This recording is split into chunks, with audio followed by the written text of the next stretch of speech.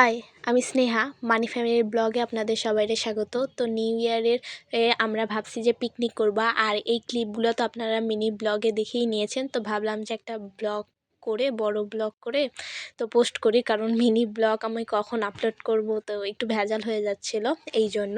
তো এটা হচ্ছে 31 তারিখ। তো সূর্যি মামার দেখা অবশেষে আগমন গিয়েছে আমাদের দেশে।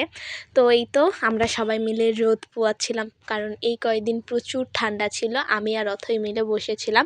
তো বসে থাকলে তো হবে না, পিকনিকের জন্য তো প্ল্যান তো করতে হবে, কি কি করব কি কি না করব। তো বড় কাকার কাছে চলে গেছিলাম, কারণ টাকা নিতে, টাকা ছাড়া তো কিছুই হবে না। আর তার আগের দিনেও কিন্তু আমরা 30 তারিখেও কিন্তু আমরা বাজার করেছি, আর এটা কিন্তু 31 তারিখেও কিন্তু আমরা বাজার করতে আসছি। তো ওখানে 2টা মুরগি নিয়ে নিলাম, পেঁয়াজ রসুন যা যাবতীয় লাগে সব কিছুই নিয়ে নিলাম। আর শীতের দিন নানা রকমের ভ্যারাইটি সবজি দেখে ভালোই লাগতেছে। তারপরে বেগুনও কিনে নিলাম। তো এই জিনিসপত্র কেনাকাটা হওয়ার পরে আসল মিশন শুরু, আমাদের এখন একটা আখা কিনতে হবে।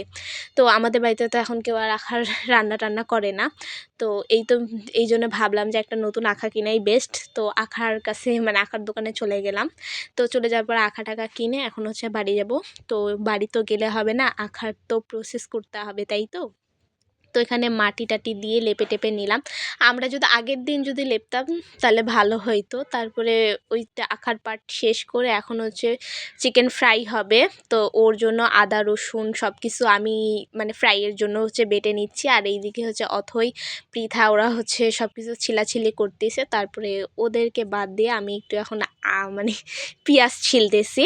তো এই তো আমি বেশিক্ষণ ছিলবো না, কারণ আমাকেও আবার রেডি হইতে হবে সন্ধ্যার জন্য। তো এই তো আমি একেবারে রেডি হয়ে গেছি, এখন ছাদের উপরে যাব।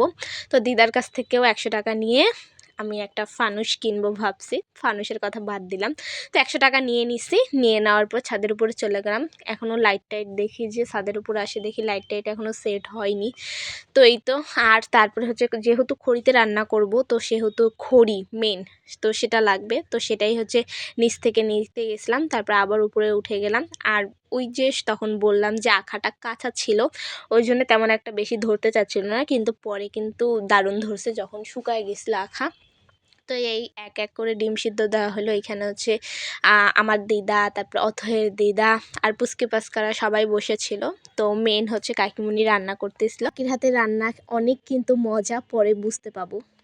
সো গাইস, এখানে পিঠা আর কি অথই ডিম সিদ্ধ করতেছে। অথই পিঠা কাজ করতে থাক, আর এইদিকে আমি আমার মতো ভিডিও করতে থাকি। তারপরে কাকিমণিরাও চলে আসছিল দেখতে যে আমরা কি রান্না করতেছি না করতেছি। তো সব কাকিমণি সবাই চলে আসছিল, আর খুদে বাচ্চা ওরা তো আছে আমার সাথে। আর এটা হলো জয়, অথইয়ের ভাই। তো আমি ওর সাথে বসে আছি। তো আমার মেনলি তেমন একটা আমি এবার কাজ করি নাই।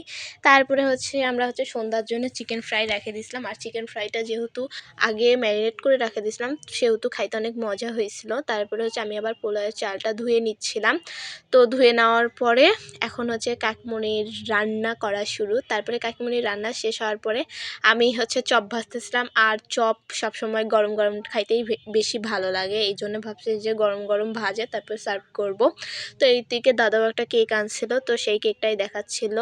আর আমি কিন্তু একটা মিনি ব্লগ পোস্ট করে দিয়েছি, কি কি খেয়েছি। তো তাও এখানে বলে দিচ্ছি, পোলাও ছিল, মুরগির রোস্ট ছিল, ডিমের কষা ছিল, সালাড ছিল। তো এগুলোই মেনলি আইটেম ছিল। তারপরে এইদিকে রান্না শেষে আমরা আগুন ধরায় দিছি, কারণ এখন একটু ঠান্ডা লাগতেছিল, হালকা হালকা বাতাস দিচ্ছিল। তারপরে পুচকি বাচ্চাদেরকে খাওয়াই নিলাম, ওরা আগে খেয়ে নিক।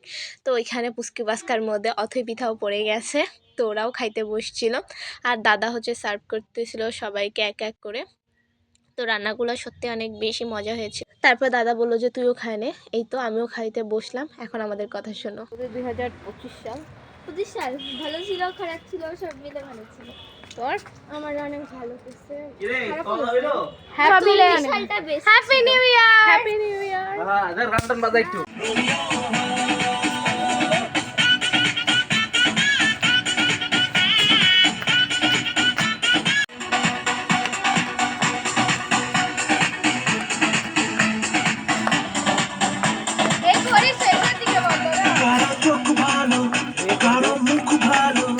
ওরা পুচকে বাচকা নাচতেছে আর আমি এদিকে গান শুনতেছি বসে থেকে। এই যে আমি চাকু এনেছি।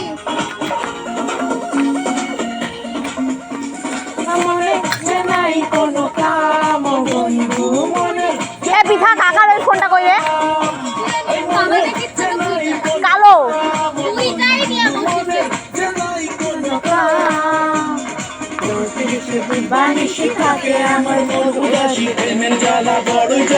ফালতু।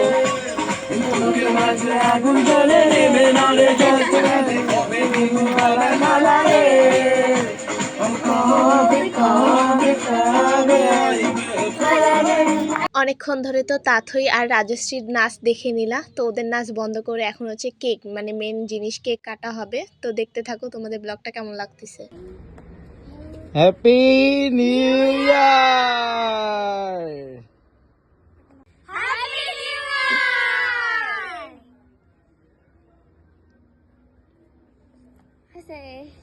ওকে, আমার হাতে বল। Happy new year with money family 2026। সবাইকে জানাচ্ছি হ্যাপি নিউ ইয়ার আর বাংলাদেশ শুভ নববর্ষ। তোমাদের 2026 সাল অনেক ভালো কাটুক, এক্সপেক্টের বাহিরে যেন কাটুক এই আশা করি। তো আমাদের মানি ফ্যামিলির পক্ষ থেকে তোমাদেরকে হ্যাপি নিউ ইয়ার জানাই। তো আজকের মতো ভিডিও এই পর্যন্তই। ভালো লাগলে like comment share and subscribe my channel please. তো তারপরেই আমরা নিজেদের মতো চলে গেছিলাম। আর পিকনিক মানেই তো মজা আনন্দ। তো এই তো, বাই, টাটা।